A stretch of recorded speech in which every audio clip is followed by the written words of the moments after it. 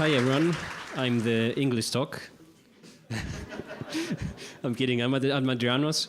Thanks a lot for having me. Good to be here.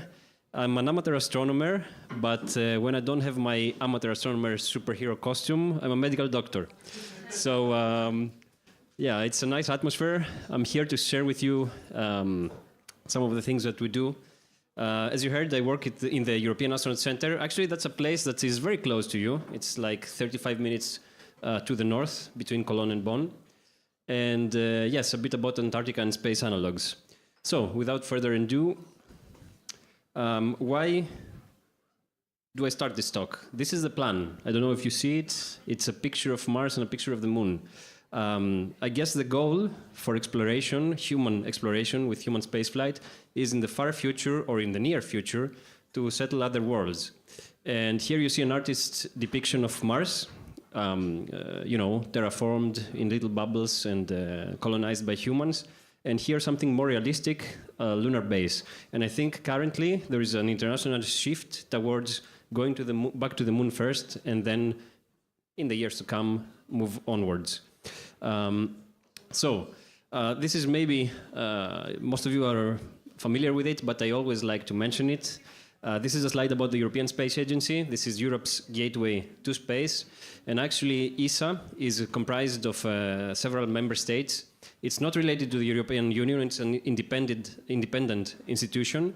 And it covers almost the entire spectrum when it comes to space. So you see that there are missions of satellites, there are robotic missions, there are telecommunications, but our part here in the European Astronaut Centre has to do with humans, so with astronauts. And I'd like to highlight that actually astronauts, they go into space, they go into this place that you see here, the International Space Station. Europe has contributed a part to the ISS, as we call it, the Columbus Laboratory and some other parts. And why do astronauts actually go to space?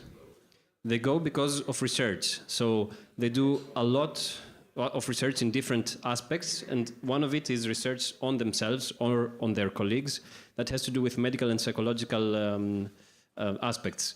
So this research is not only done in space, but also in space analogues. So places on the Earth that simulate some of the conditions of spaceflight. And we'll talk a little bit about that. So, just a few photos of this little place, 35 minutes to the north from here, the European Astronaut Centre. This is one of ESA's centers, and as you can tell, it's related to astronauts. So there are 3 floors. The ground floor is where I work. That's the Space Medicine team and some of the some other divisions. Then on the first floor you have astronaut training, so all the trainers that take care of preparing the crew, the astronauts, for their mission. And on the third floor, you have the astronauts themselves and the people that do the support, so the planning, the logistics, and all that. As I mentioned, it's not so far away, so if you want to visit, you just go on the website and you contact the reception and you'll find a way through. There are tours and all. And on the way I look at it, the way you look at it, on the bottom right side, you see a photo of the training hall. That's a place where you have a lot of mock-ups where astronauts actually go to, and they train on what will they use once they go into space on the International Space Station. So on the top right, you see a pool that is part of the European Astronaut Centre. And in this pool, does anyone know why we have pools, actually? Why we have a big pool in a training center? Any ideas? Come on, feel free. Yeah. Maybe to simulate massive gravity. Sorry, to simulate? To simulate massive gravity, so you don't. Exactly. Yeah, because when you're immersed in this pool, you kind of simulate the lack of gravity. It's not exactly the same, but you move in a way that is similar to it. So astronauts actually, they put on a specific spacesuit and they go in here to train on how to conduct EVAs. We love acronyms as much as astronomers do, so maybe even more. So EVA is extravehicular activity, meaning a spacewalk, when the astronauts put on the spacesuit in space and go out to create some maintenance. And of course, here is a younger version of me in the middle. That's when I was an intern at the European Astronaut Centre 6 years ago, and that helped me come back here and work permanently. A brief history of time, no, a brief summary of what happens to humans when we go to space. Obviously, we are all evolved and adapted to 1G, to life on this planet where gravity is present. What takes place? What changes do we see in the body once we leave this beautiful planet? A major one that is connected to astronomy is radiation. You know that here on the Earth, we are protected by the Earth's atmosphere and also the magnetosphere, the magnetic field of our planet. Once you leave that, you're actually receiving higher doses of radiation. And this can come from solar flares, coronal mass ejections, or cosmic radiation. So actually, the more you're exposed to it and unprotected from the Earth's environment, the higher the risk is to develop cancer. And you can even have acute radiation syndrome if you're really unlucky. Of course, astronauts are protected as much as they can be by shielding and so on. Now, what else can happen to you? Actually, when you're living in zero gravity, you see me here, right? I'm standing. I'm moving my hand. I'm doing this actively, but passively, some muscles of my body are working just to keep me standing. If I was doing the same thing, this talk from space, I would be standing or floating, and I would do no effort at all. So actually the muscles that, I don't even think of it. I just stand. All these muscles would not work. So all these muscles would lose mass and density, and gradually they would degrade. And something similar happens to bones. All of this just because we lack gravity to which we are all adapted to. And of course, you have some more specific risks. So you can have small troubles with eyesight, your cardiovascular immune system. Everything is affected when you leave this planet and you go into zero gravity. So I mentioned the European Astronaut Centre. Right next to it, in this DLR campus, we have some other places, the Flight Clinic. This is a place that you see on your top right. I have to inverse always, I'm looking to you, you're looking at me. But this is a place where actually astronauts go to have their medical tests. So we, as the flight surgeons, so this is the term of the medical doctor that follows the astronaut, we have to check that the astronaut passes a lot of medical tests before they go to space. So part of the role is make sure that they are fit for flight and that they are in optimum condition. So once they do expose themselves into space flight and all the side effects, they will not suffer too much and they will be able to come back and with a rehabilitation process be healthy again, completely healthy. And of course the most interesting part is when they are actually in flight, in space, and this is where you obviously have to follow your astronauts' health, and you have regular calls with them to see if everything's okay. If there is a problem, you try to mitigate it, either by giving recommendations or closer monitoring.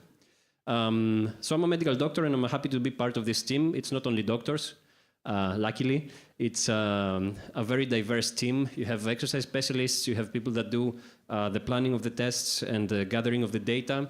You have people that take a look into countermeasures. By the way, do we all know what is countermeasures? It's actually something that you use to mitigate the effect of spaceflight on the body. And on the bottom, you see a photo of the ENVI Hub. That's another facility very close to the European Astronaut Centre, where the European astronauts go for the rehabilitation phase once they come back. Who was the last European to fly? Came back in December. Most of you in this room should know it. German? Yeah, Alex Gerst. I should say European astronaut on a German passport, of course, because we are European and I think there's great value in collaboration. So when Alex came back in December, he came to this building, the ENVI Hub, and that's where he did most of his rehabilitation process. And I should mention that also the medical team, no worries, takes also part in astronaut selection. So if in the future there's another astronaut selection and you apply, we might be checking some of your tests. Yeah. Think about this if you want to buy us beers and so on tonight. So here I included just a few photos because we as flight surgeons, and again that's a term for medical doctor that looks into astronauts' health, we do some training and sometimes we follow the astronauts around as they do their training. Here are a few photos from Russian Star City. In the middle you see a Soyuz capsule simulator where they train on how to fly. So here you see a huge centrifuge, again in Moscow, in Star City, and the astronaut goes on the edge, and this spins them around to adapt them to high G loads. Now, on the other side of the globe, in Houston, that's also where some of the training takes place. And here you see a pool like the one we have in Cologne, only bigger. And I don't know if you've watched Armageddon. Maybe you've seen this pool appearing in that movie. Again, here, this is EVA training. This is a building that I don't like so much on the exterior, but in the interior, you have this wonderful setup. This is the Mission Control Center in Houston, and the flight surgeon also sits somewhere here and tries to follow up the mission. Just for comparison, this is the Mission Control Center of the Apollo era, of Neil Armstrong's time. Smaller and, of course, more archaic. But anyway, I'd like also to talk a bit about space analogues. Like I said, analog is a place that simulates some of the conditions of spaceflight.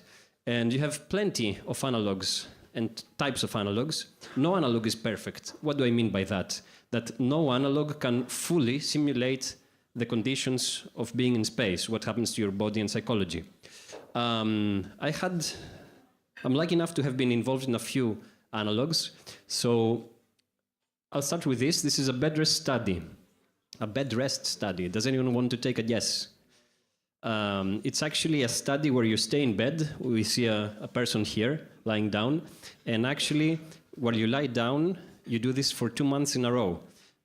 You do not get up even to read or to go to the bathroom. Of course, you can turn, so you cannot have any effects on yourself. But you do not lift your head. And this is really tough. But notice also that the head is lower than the feet. And actually, in this configuration, you simulate on a cardiovascular level and on many other systems what happens to the body while in 0G.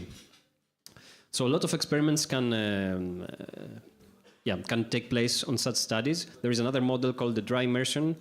And all of this because we cannot run all the tests that we want in space. There are only very few astronauts, and it costs a lot actually to run all the tests in space.